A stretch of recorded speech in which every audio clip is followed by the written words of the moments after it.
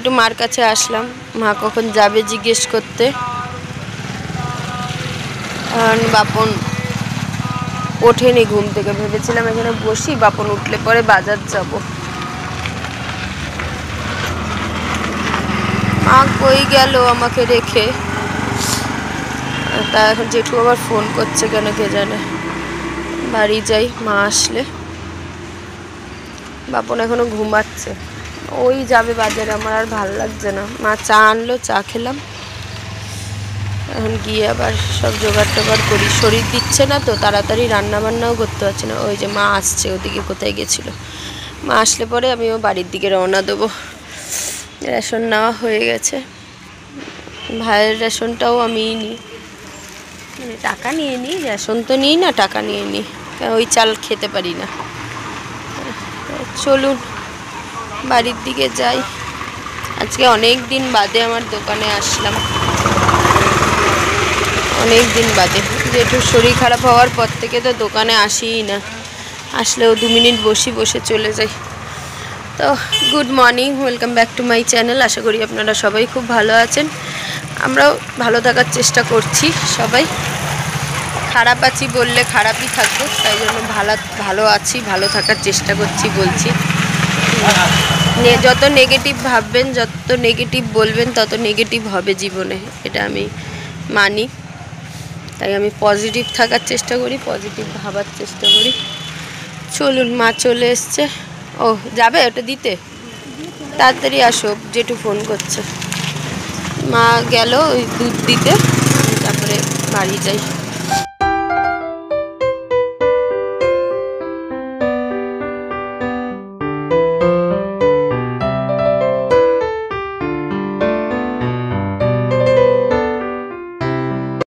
তো মার দোকান থেকে এসে ঘর ঝাড় দিলাম, ঘর মুছলাম, মুছে স্নান করলাম। আর বাপন বাজার থেকে মাছ নিয়ে এসেছিলো, স্নানের আগে মাছটা ধুয়ে রান্নাঘর সব পরিষ্কার করে এখন স্নান করে আসলাম। ঠাকুরের বাসন নিয়ে ধুয়ে নিয়ে আসলাম পুজো দেবো বলে।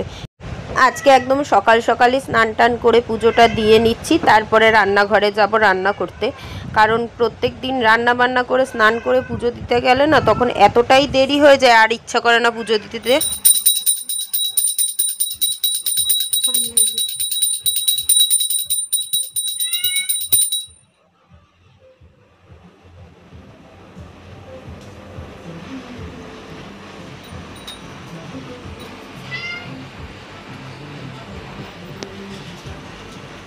তখন কিন্তু বেশিরভাগ ক্ষেত্রেই মেয়ে পুজোটা দিয়ে দেয় বা ছেলে পুজোটা দেয়। তো এখন পুজোটা দিয়ে আমি ঠাকুরের কাছে মানে যা ভুল করি সেগুলোর ক্ষমা চাই, চেয়ে তারপরে ঠাকুরের কাছে আমার সব মনস্কামনা চাই, যেগুলো আমার চাওয়ার আছে।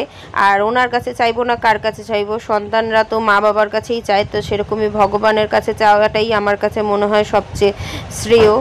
আর উনি ডাক শোনে, উনি দেয়ও সেই জিনিসগুলো যেগুলো আমি চাই। তো মন থেকে তাকে ডেকে আমি সব কিছু চাইলাম, তার পুজো দেওয়া হয়ে গেল। আর এখানটা তো সেদিন বৃহস্পতিবারের সব দিয়েছিলাম, কালকে আর মেয়ে ওগুলো সরাইনি, আজকে আমি এগুলো সব সরিয়ে এই জায়গাটা গুছিয়ে দিলাম। এই যে মাকে এই যে সেই ধনতেরাসের দিন যেগুলো দিয়েছিলাম এই লক্ষ্মীর ঝাঁপিটার মধ্যে দিয়েছি। আর এই যে মার জন্য একটা সিঁদুরের ওই যে কী বলে গাছকৌটো এনেছি, এটা আমার ছিল না এত বছরে। আর এই যে মাকে টিপটা পরিয়ে দিয়েছি, আঠা দিয়ে পরাইনি, ঠাকুরের কপালে আঠা দিলে কেমন লাগবে, তাই সিঁদুর দিয়েই পরিয়ে দিয়েছি। একটু মোছামুছির সময় সাবধানে করতে হবে। আর এই ঘরটা তো বৃহস্পতিবার আবার তুলবো, তার আগে তো তুলবো না। আর এই যে গোপাল নারায়ণ এইগুলোর না, মানে নারায়ণ বলছি সরি, এই যে রাধাকৃষ্ণ আর গোপালের না জামা আনতে হবে, 3টে জামা, তো 3টে জামা বারবার পরাই একই রকম টাইপের। আর এই নীলটাই বেশি, একটা মনে হয় লাল আছে, তাই না, একই লাগে। দেখি দুটো রাধাকৃষ্ণ আর গোপালের জামা নিয়ে আসতে হবে 3টে। মুখটা খুলে ভরে গেছে। আর আমার রাধার জামার চুলটা এত বড়, একবার কেটে দিলাম, তারপরেও এত বড়। আর আমার পুচকু গোপাল, যার চুল দিলেও মাথা বড় হয়ে যায়, মাথায় মুকুট দিলেও মাথা বড় হয়ে যায়, মানে ওর সাইজ থেকে সবই বড় বড়। আজকে মিছরি দিয়ে দিয়েছি পুজো। এটা হলো আমার সবচেয়ে শান্তির জায়গা।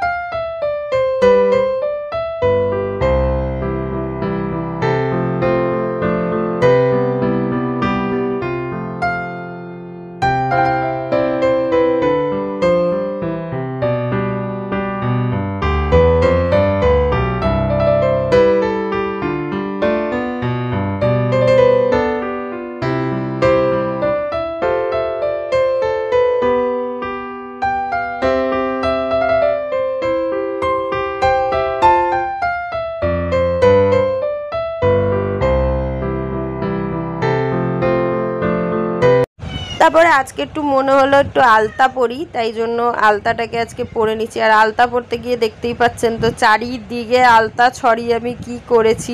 এই আলতাটা আমাকে দশমীর দিন বাপন এনে দিয়েছিল, তো সেই আলতাটাই আজকে পরলাম। বাপন কালকে আলতাটা দেখে বলছে তুমি কি এটা পরেছো নাকি এরকমভাবেই ফেলে রেখে দিয়েছো। আমি না পরিনি, কালকে পরবো, তাই আজকে পরলাম আর বেশ ভালোও লাগলো। তো এখন ঘরের কাজের লেগে পড়লাম। আর যদিও আমি জানি আলতা আগে পরে তারপরে ঠাকুর দিতে হয়, কিন্তু আমি স্নান করে উঠে কোনো কিছুতে হাত দিই না। আর নিজের পায়ে হাত দিয়ে তারপরে ঠাকুরকে পুজো দেবো ওটা তো আমি করতেই পারবো না। আমি যখনই পুজো দিই একটু নিষ্ঠাভাবে কোনো কিছু না ছুঁয়ে স্নান করে এসেই সঙ্গে সঙ্গে ধোয়া জামা কাপড় পরে এসেই মানে বাথরুম থেকেই একবারে ধোয়া জামা কাপড় পরে এসেই আমি পুজোটা দিই। কোনো কিছু আমি চুলও আঁচড়াই না, মানে সাজিও না, কিচ্ছু করি না। আগে পুজোটা দিয়ে তারপরে কিন্তু আমি সব কাজবাজে হাত দিই। তো সেই রকমই সব কাজবাজ শুরু করে দিলাম। তো মা কালকে বিস্কুট পাঠিয়েছিল আর চিড়ে ভাজা পাঠিয়েছিল, সেগুলোকে কৌটোর মধ্যে রেখে চা বসালাম চা খাবো বলে। আর ওদিকে আমার মাও এসছে, সবাই একসঙ্গে বসেই চা খাচ্ছি। আমার মা, আমি, শাশুড়ি মা, বাপন। এবারে বাপন জামা পরা ছিল না বলে ওকে আর দেখালাম না, তো আমার পাশেই বসা ছিল। তো এখন সবাই মিলে বসে চাটা খেতে খেতে গল্প করছি আর অনেক কথাবার্তা বলছি। আর আজকে সকালবেলা যেহেতু পুজোটা দেওয়া হয়ে গেছিলো না, আমার মনে হচ্ছিলো কি আমার অর্ধেক কাজ যেন হয়ে গেছে, তো রান্না করলেই হয়ে যাবে। আর আজকে সেরকম কিছু রান্নার চাপও ছিল না। বাপন কাতলা মাছ এনেছিল, শুধু আমি কাতলা মাছের ওই পোস্ত দিয়ে করব আর ভাত করব, এটুকুই রান্না বান্না। তাই জন্য একটুখানি গল্পও করার সময় পাচ্ছিলাম। আর বললাম না পুজোটা আগে দেওয়া না হলে পরে রান্না বান্নার দিকে গেলে কেন জানি না আমার দেরি হয়ে গেলে আর পুজো দিতে ইচ্ছা করে না। তাই এবার থেকে ঠিক করেছি সকালবেলা উঠে আজকে স্নান করে আগে পুজোটা দিয়ে নেবো বাসি কাজ ছেড়ে। আর আজকে দেখতে পেয়েছেন আমি হাতের মধ্যে চূড়া পরেছি, আমার খুব ইচ্ছা করছিল পরতে, তাই জন্য। তো এখানে আমি ভাতও বসিয়ে দিচ্ছি এখন, চালটা ধুয়ে আর গ্যাস জ্বালিয়ে এখন ভাতটা বসিয়ে দিয়ে তারপরে আমি সবজি টবজি কাটতে বসবো। তা চলুন ভাতটা আগে বসিয়ে দিই। আর আমি ভাত বসানোর সময় রোজই হাঁড়ি নমস্কার করি, এটা আমার দিদার থেকে আমার শেখা, মানে আমার মামাবাড়ি মায়ের থেকে শেখা, তাই আমি সেটাই করি। তো ওদিকে আমি রান্না এখন বসাচ্ছি। তো মাছ করব আজকে, কাতলা মাছ পোস্ত দিয়ে। ভাবলাম আপনাদের সঙ্গে রেসিপিটা শেয়ার করি। তেল গরম হওয়ার পরে নুন হলুদ মাখিয়ে আমি কাতলা মাছগুলোকে ভেজে নিচ্ছি। আর কাতলা মাছগুলো কিন্তু বেশ পাকা মাছ ছিল, খেতে ভীষণ টেস্টি ছিল।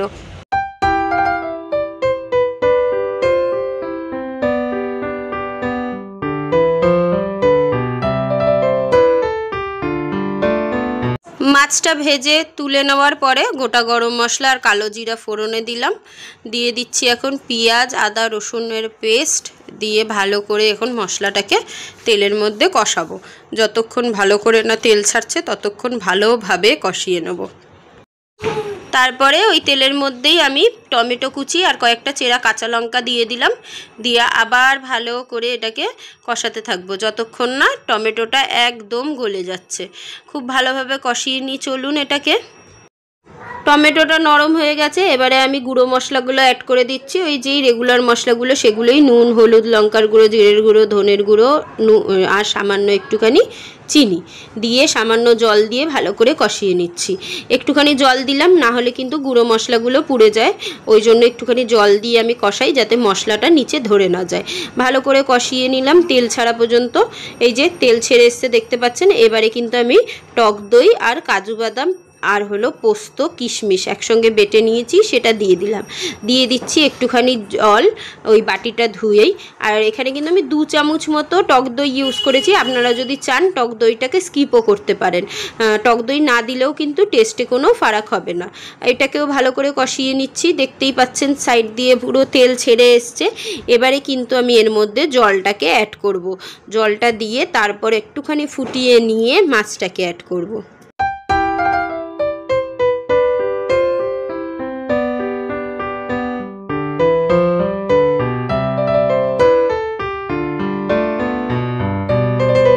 মাছটাকে দিয়ে কিছুক্ষণ ফুটিয়ে নিলাম, তারপরে উপর থেকে গরম মশলা আর ঘি দিয়ে একটুখানি ঢাকনা দিয়ে রাখবো, যাতে ঘিয়ের আর গরম মশলার গন্ধটা ভালোভাবে ঝোলের মধ্যে মিশে যায়। একটু খুন্তি দিয়ে ভালো করে এদিক ওদিক করে নাড়িয়ে চাড়িয়ে মশলা আর ঘিটাকে চারিদিকে মিশিয়ে নিচ্ছি ঝোলের সঙ্গে। এবারে ঢাকনা দিয়ে 5 থেকে 10 মিনিট রেখে দেবো, একদম স্টিমটাকে বন্ধ করে দিয়ে, মানে গ্যাসটাকে বন্ধ করে দিয়ে। এই যে আমার মাছের ঝোল কিন্তু একদম রেডি, আর কালারটা কি দারুণ এসছে, খেতেও কিন্তু সেরকম ভালোই হয়েছিল। বসে বললাম, আর আজকে দুপুরের মেনুতে রয়েছে হলো বড়া, পুঁই শাক আর পেঁয়াজ দিয়ে, ডাল, এখানে আছে সবজির ডাল। এই তিনটেই হলো কালকের বাসি। আজকে রান্না হয়েছে যে মাছের পোস্ত, মানে কাতলা পোস্ত। হ্যালো, এখন ভাতটা খেয়ে নি। তোর যে স্কুটি রেডি হয়ে গেছি, এখন যাচ্ছি হলো দোকানের দিকে। আর ওখানে আমাদের মানে আমার বাপের বাড়ি পাড়ায় পুজো হয়, সেটাই আপনাদের সঙ্গে শেয়ার করব, সেই প্যান্ডেলটা। আর ওখানে একটা দোকান হয়েছে, বেশি দিন হয়নি, ওই 4-5 দিন, আজকে মনে হয় 7-8 দিন হলো। এর আগেও একদিন ওই দোকান থেকে খাবার এনে খেয়েছিলাম, আজকে আবার যাচ্ছি ওই দোকান থেকেই খাবার আনতে। আর আমার পতিদেব আজকে চিনি ঢুকে গেছে বাবা, শান্তি। আমার পতিদেব চিনিকে বার করে দিয়েছিল সন্ধ্যাবেলা, তাকে আবার কিছু বলা যাবে না, বললেই রাগ হয়ে যায়। আর আমার বাড়ির সামনে আবার লাইট দেখাচ্ছি, দাঁড়ান, এই যে দেখুন সব লাইট জ্বলছে, মার ঘরের সামনে, আমার ঘরের সামনে, ওই যে ওই দিকটা। ভাল লাগছে, কদিন থাকুক, পুজোটা যে কদিন থাকে সে কদিন থাকুক, তারপরে বন্ধ করে দেবো, মানে খুলে দেবো, খুলে আবার সামনের বছরের জন্য রেখে দেবো। তো এখন সেখানেই যাচ্ছি। আর আজকে বেরোবো ভেবেছিলাম, কিন্তু বাপনের গাড়িটা একটু ডিস্টার্ব করছে, দেখা যাক, যদি বেরোই তো বেরোবো, আর না বেরোলে না বেরোবো। আমাদের যে তরুণ সংঘের ক্লাবের ভাসান দিতে এসেছিলো এই আমাদের এখানের পুকুরে, এখন গেল সব, তাতে বুঝলাম। তা চলুন একটু জল খাই, জল খেয়ে তারপরে যাই।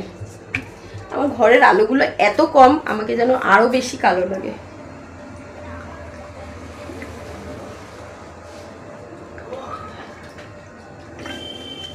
ঠান্ডা জল খেতে ইচ্ছা করে, কিন্তু গলায় এত ব্যথা, আর আমার গলার আওয়াজ এখনো ঠিক হয়নি, এখনো ভাঙাই আছে, বুঝতেই পারছেন আপনারা। তাই ঠান্ডা জলটা একটু অ্যাভয়েডই করছি। তো চলুন মার দোকানে যাই। আর আজকে একটু শাড়িই পরলাম, সারাদিন একটু বউ সেজে রয়েছি। আমি আর মেয়ে যাচ্ছি। কালকে বাপন আমার ছেলেকে টাকা দিয়েছিল 50 টাকা, ও ঘুরতে গিয়েছিল বন্ধুদের সঙ্গে। আর আজকে আমাকে আর বুচানকে দিয়েছে খাওয়ার জন্য, আমরা এখন খেতে যাচ্ছি। আর এই যে আমার ছেলে খেলছে ওর সঙ্গে। যাবি না? ও থাক তাহলে, না আয় না, আয় আয়।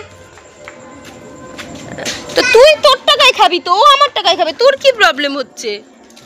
না না কি আছে, চলুন। দুজনে ভাই বোন নাকি কি ভগবান জানে, দুজনের মধ্যে হিংসামি ভর্তি। আমরা কিন্তু এরকম ছিলাম না ছোটবেলায়, আমি আর আমার ভাই, এখনো না। ভাই আমার ভাই ছিল না, ওরা দুজনকে সহ্যই করতে পারে না। আমি আর বাপন যদি না থাকি কোনো জীবনে, ওরা দুজনকে মেরে ফেলবে। এই হলো ভাই বোনের সম্পর্ক, এরম ভাই বোনের সম্পর্ক আমি দুনিয়ায় দেখিনি বাবা। চলুন, ওই একটা ফানুস উঠছে, দাঁড়ান দেখাই আপনাদের ব্যাক ক্যামেরা। ওই যে দেখুন, অনেকটা দূরে তো ভালো করে ফোকাস নিচ্ছে না, মনে হচ্ছে একটা ছোট্ট আলো কিছু যাচ্ছে, গাছের পিছনে চলে গেল। চলুন এখন আমরা যাই। তো এটা আমাদের পাড়ার পুজো, মানে আমার বাপের বাড়ির পাড়ার পুজো। প্যান্ডেলটা কিন্তু ভালোই করেছে। তো চলুন মাকে একটু দর্শন করে আসি। এবার তো কালী পুজোর দিন বেরোতে পারিনি, তাই দেখাও হয়নি। আর পরের দিন আবার ওই শ্মশানে টশানে গেলাম, তাই জন্য আর দেখতে আসা হয়নি। বলে না পাড়ার পুজোই দেখতে আসা হয় না, এই তা হচ্ছে আমার অবস্থা। আমার নিজের শ্বশুরবাড়ির পাড়ার পুজো আপনাদের আজকে সকালবেলা দেখালাম, আর বাপের বাড়ির পাড়া পুজো এখন দেখালাম। আসলে এসছিলাম এখানটা খাওয়ার কিনতে এই দাদার দোকানে। আগেও দাদার দোকান থেকে 2-3 বার খাবার নিয়ে গেছে। আর এই যে মেনুটা এখানে দেখিয়ে দিচ্ছি, বেশ ভালো ভালো কম্বো, তারপরে খুব কম দামে ভালোই খেতে জিনিসগুলো। তো এখন আমরা যা যা নিলাম সেগুলোকে দাদা এখন রেডি করে দিচ্ছে আমাদের জন্য। তো এখানে কোল্ড ড্রিঙ্কস, তারপরে তোমার আরও অনেক কিছু পাওয়া যায়, তারপরে ডিমের টেবিল সবই পাওয়া যায়। একটা পকোড়া খাওয়া হয়ে গেছে, তারপরে মনে পড়েছে আরে ভিডিওই তো করিনি। ডিমের টেবিলেও কামড় দিয়ে দিয়েছি, দেখতেই পাচ্ছেন হাফ ডিম দিয়ে। এই 4টে টেবিল 30 টাকা, আর পকোড়ারও 4টে পকোড়া ছিল 30 টাকা। সেই কম্বোটা বন্ধ করে দিয়েছে, কারণ দাদার লস হচ্ছে বলে। সেখানে এখন এই যে 10 টাকা করে পকোড়ার পিস। মাংসই কিন্তু ভর্তি, আর মানে গায়ে কিন্তু খুব বেশি যে কোটিং ভর্তি তা না, না বাবান? আর ভালো খেতে বল। লোটে মাছটা তুই খেয়েছিস যে ভালো? তুই কী খেলি তাহলে, কী কী নিলি তুই? ক্যাপসিকাম দুটোই ভালো ছিল, ক্যাপসিকাম দুটো ভালো ছিল। ডিমের টেবিলের পকোড়া তো আমিও খেলাম, ভালোই খেতে। আর ওটাও ভালো ছিল বল? ভালোই ছিল, ভালো খেতে, বেশ ভালো। আমাদের আশেপাশে যারা আমার ভিডিও দেখো, দাদার দোকান থেকে নিয়ে খেতে পারো, কিন্তু দারুণ খেতে। আজও আবার রাত্রির বেলা রেডি হয়ে গেলাম। এখন ওই 10:30 মতো বাজে। এখন ঠাকুর দেখতে যাব আমি আর বাপন, তাই জন্য বেরিয়ে পড়লাম। রেডি হয়ে গেছি, বাপন ফোন করলো, তাই বেরোবো এখন। কেমন লাগছে আমাকে জানাবেন। হ্যাঁ চলুন, বাপন আমার জন্য অপেক্ষা করছে। কালকের প্যান্ডেলটা যেটা এত লাইন ছিল আমরা দেখিনি, আজকে ফাঁকা একদম, তাই আসলাম দেখতে। এই দেখুন ভূত।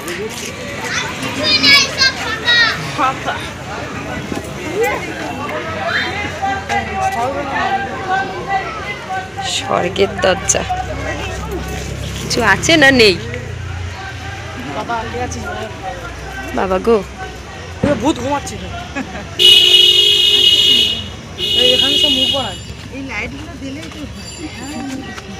কেউ মুখ বাড়াস না বাবা, যাই করিস করিস। বাবা গো, আমি তো অর্ধেক ভয়ই পড়ে যাবো। এখানে ভাজছিল, তেলে ভাজছিল, এখানে একটা বাচ্চা শুয়েছিল, এটা ভাজছিল। যেগুলো কিছুই নেই, ঠিক আছে, এটাই ঠিক আছে। এতেই আমি ভয় পেয়েছি, এর থেকে আর ভয়ের জিনিস দেখার দরকার নেই। প্যান্ডেলের থেকে এই জায়গাটা ভয় বেশি লাগে। কোন ভিতর দিয়ে জঙ্গল দিয়ে বার করছে।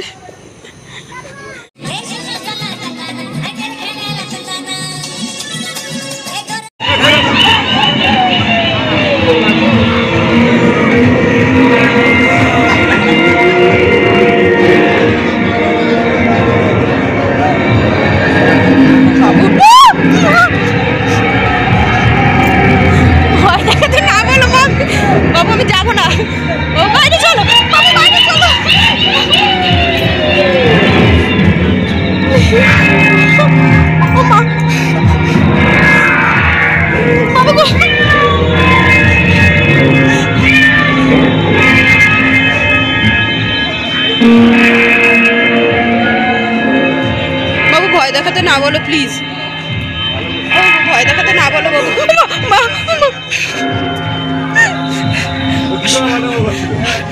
সব বলো, আর কেউ আছে নাকি? ভালো করেছে।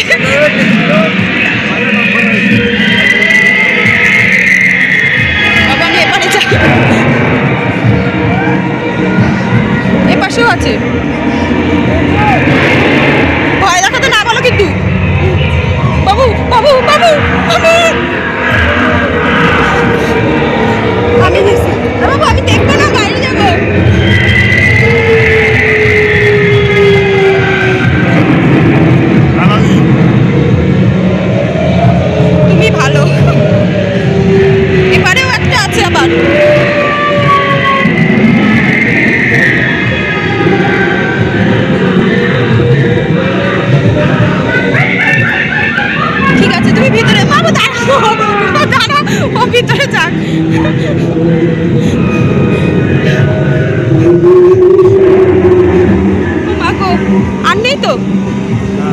ঠাকুর কই? ওরে বাবারে, ঠাকুরটা সুন্দর।